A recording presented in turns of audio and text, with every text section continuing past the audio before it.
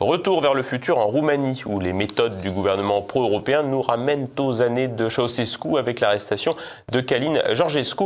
Nicolas de Lamberterie.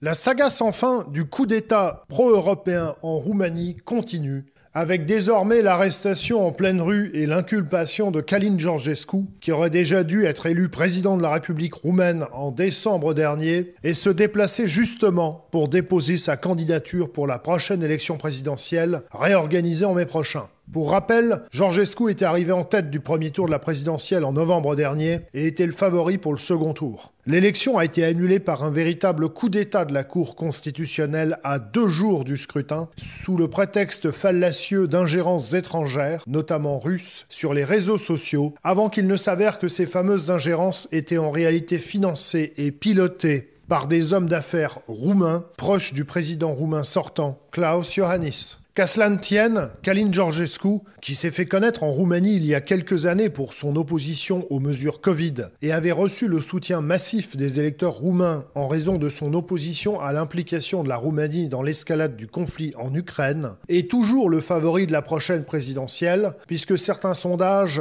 prédisent qu'il pourrait même remporter l'élection dès le premier tour. Dès lors, la seule et unique question qui intéresse les observateurs est de savoir si Georgescu sera autorisé ou non à se présenter. La vague de perquisitions qui a eu lieu mercredi matin laisse clairement entendre que le système roumain est prêt à tout pour empêcher Georgescu d'accéder à la présidence de la République. Il s'agit d'une vague de perquisitions effectivement impressionnante, dans un style stalinien assez typique, aux petites heures du matin.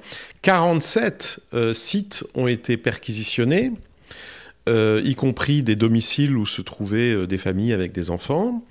Donc on peut parler d'un coup de filet, d'une opération judiciaire de grande ampleur, mais pour l'instant, à ma connaissance, il n'y a pas d'arrestation. Le but pourrait très certainement être de fabriquer une affaire pénale, de manière à ce que Călin Georgescu, sur cette question des faux en déclaration, puisse être condamné au pénal, ce qui éventuellement pourrait remettre en cause par voie judiciaire sa compétence à déposer une candidature aux présidentielles qui doivent avoir lieu en mai. Les 6 chefs d'inculpation à l'encontre de Călin Georgescu sont assez conséquents. On y retrouve notamment l'incitation à troubler l'ordre constitutionnel, la diffusion de fausses informations, les fausses déclarations sur les comptes de sa campagne électorale et sur son patrimoine, l'organisation d'un groupe raciste ou encore l'apologie de crimes de guerre. En clair, il ne manque plus que l'atteinte à la vie d'autrui pour stationnement gênant. En l'état actuel des choses, ces inculpations ne sont pas de nature à empêcher Georgescu à se présenter à la prochaine présidentielle, ce qu'il peut faire jusqu'au 15 mars. Compte tenu des délais judiciaires habituels, des délais d'appel, etc., est-ce qu'il est vraiment raisonnable d'envisager une condamnation ferme en l'espace de 23 jours, puisque c'est le temps qui resterait à la justice roumaine pour disqualifier par voie judiciaire, encore une fois, par la voie d'une condamnation pénale, le candidat Călin Georgescu. Encore une fois, rien ne semble plus être totalement impossible aujourd'hui en Roumanie, vu l'état dans lequel se trouve maintenant, depuis le 6 décembre, l'état de droit dans ce pays, mais ça semble quand même assez invraisemblable. Est-ce qu'il ne s'agirait pas plus encore d'un ballon d'essai lancé avant tout en direction de Washington ?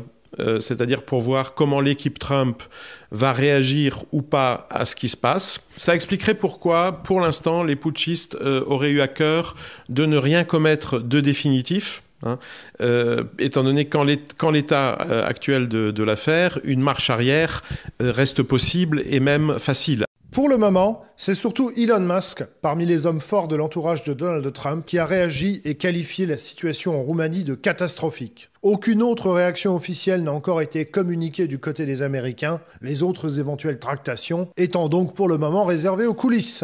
Du côté de Bruxelles ou des principaux pays européens, comme toujours, aucune réaction. On imagine volontiers ce qu'il en serait si demain un opposant à Viktor Orban était arrêté en pleine rue à Budapest et inculpé pour des motifs fantaisistes. Toujours est-il que face à son déclassement, à son décrochage dans la compétition mondiale et à l'appauvrissement significatif de ses citoyens, l'eurocratie semble de plus en plus décomplexée dans son tournant autoritaire et antidémocratique contre ses populations. Une chose est sûre, ce qui se joue actuellement à Bucarest dépasse largement les frontières de la seule Roumanie.